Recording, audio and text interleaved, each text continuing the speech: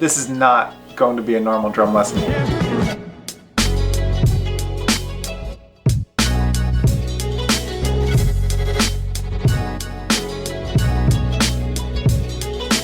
A lot of producers don't want normal or traditional drum parts anymore. As a producer, I don't want normal drum parts.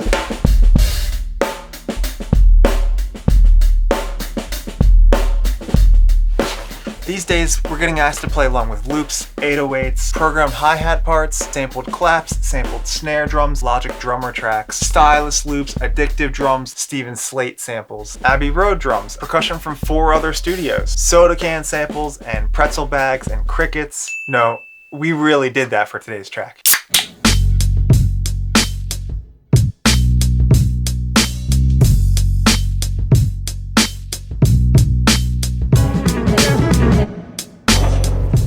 We're working on a song today called I Can Change by Madeline Rose.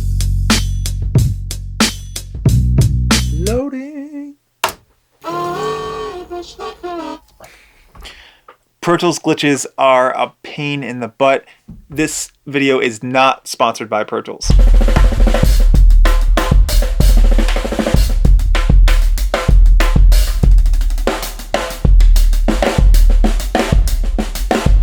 So let's break down some of the stuff that's going on here percussion-wise already. It was the first song I ever wrote.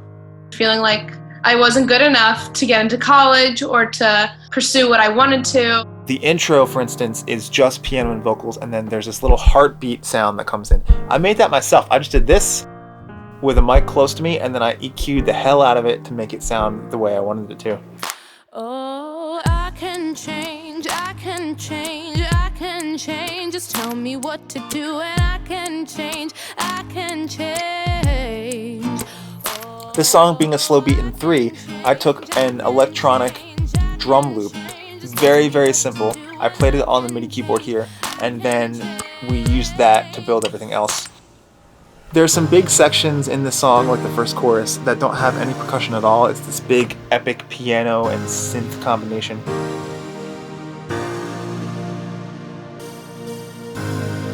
Really, the percussion and samples in this song are all about texture. The rhythm couldn't be simpler. It's all about where that texture is placed. How does that affect the feel of the rhythm? The first thing I did was I took an go-go and I played it with some bundles, and I got that shuffle pattern.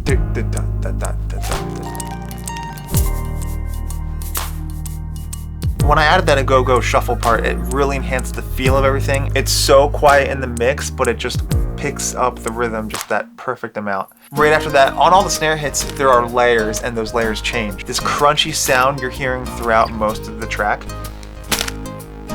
those are pretzels. So the pretzels, there are other textures that alternate on different snare hits. So I took that coin belt I use for everything, and I sampled hits that I placed on every other snare drum, and then I took a jingly sound from it, from the same recording, and I used that to sweep into some of the snare hits.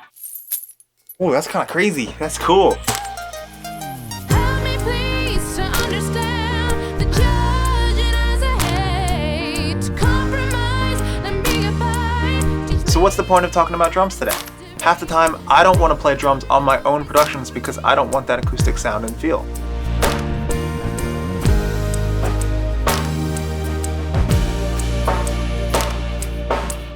A lot of times you have to put aside your own ego and say to yourself, you know what? I think this song would be better with these loops and 808s and whatever samples happen to be there. Today, the music world is so different than what it was 20 or 30 years ago. Even if you look at examples in modern jazz, for instance, these days a lot of cats are using pads to trigger snare and kick samples right there within their rig. It started raining, and then it was like too loud that we couldn't really record vocals or anything anyway. And so then we just went outside and recorded the rain. And make your Joe face smile for me, though I wish I didn't need it to make myself feel. Okay, now I'm busy.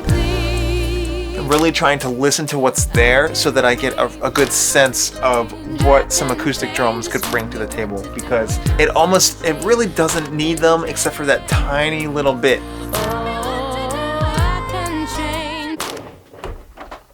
Can you believe that's the first song she ever wrote? And this is pretty cool. A pianist in Amsterdam is writing a song with one of my drum videos. Check this out.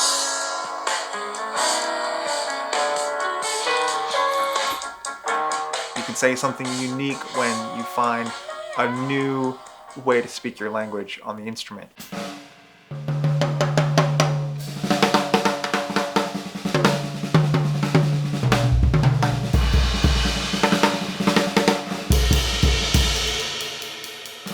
I want what I do to be unique and to say something new. And there's this funny gap you have to bridge between learning as much as you can about the history of the language of music and drumming and whatever your instrument has to be, and also taking it somewhere else where you have something new to say. Just not to judge yourself when you're creating something. You never know, like you could have a really great idea, but you shut it down too quick because you're like, that's stupid. That's never going to be anything good. You can revisit it and be like, wait, I can make this into a completely different song, or that can be a bridge in this other song. I really like the sound this ride is giving to the pre-choruses and some of the other sections. It's really lifting the energy up, having it in there. And although I'm not sure that it's something I want to play as a full beat, I'm going to play just the ride by itself for a section or two so that I have that option to blend into everything else.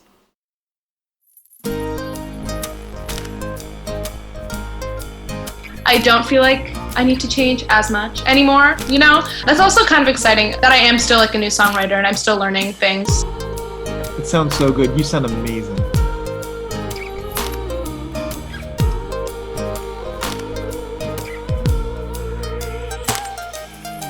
Separating and playing your parts individually is a really powerful thing when you're approaching recording like this, because then you're thinking like a producer and you have so much control to morph everything, rearrange, and just really manipulate the sonics of what you're doing.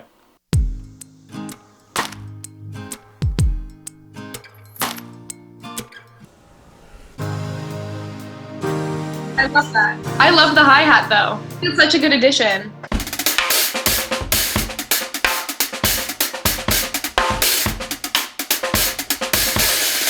Next thing I'm going to do is play what I said I wasn't going to, which is a more traditional drum part for this style of song and beat. If that ends up working, you can just disregard this entire video. Just forget it happened.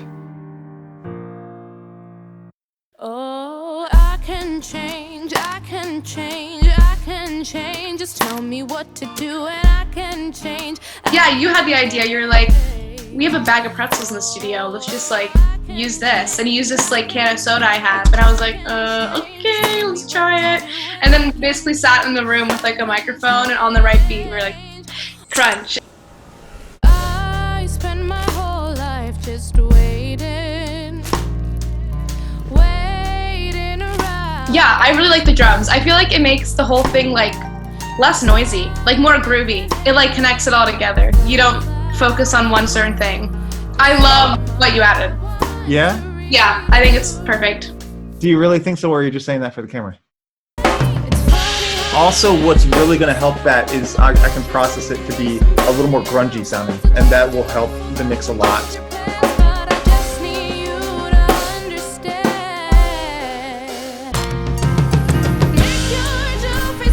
That seems like a really cool little Bobby bit, and the point is to put it really underneath, crunchy, and give it that little life. And I think, honestly, I think this is just what this song needed. Yeah, that's what I was about to say. I was like, you didn't know you needed it. I like it a lot. It's really cool.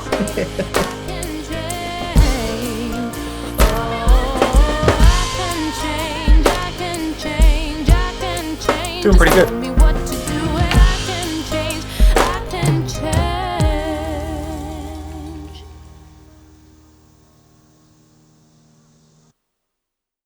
Okay, that is a wrap, guys. Thank you so much for watching. Please let me know in the comments what you want to learn about next in terms of drumming or production or really anything, you name it. There are links in the description to my website, and there you're going to find more drumming courses and also things like clinic tour dates and other information like that. Obviously, clinic tours are a bit off the table right now. We're in, what, day 35 of quarantine? I'm not really sure at this point. I don't even know what day it is. Every week we're going to do a new song, new drum track, new subject to learn, and we're going to have a lot of fun. So until then, I'll see you guys next week. Oh, did you see that spill? Cut.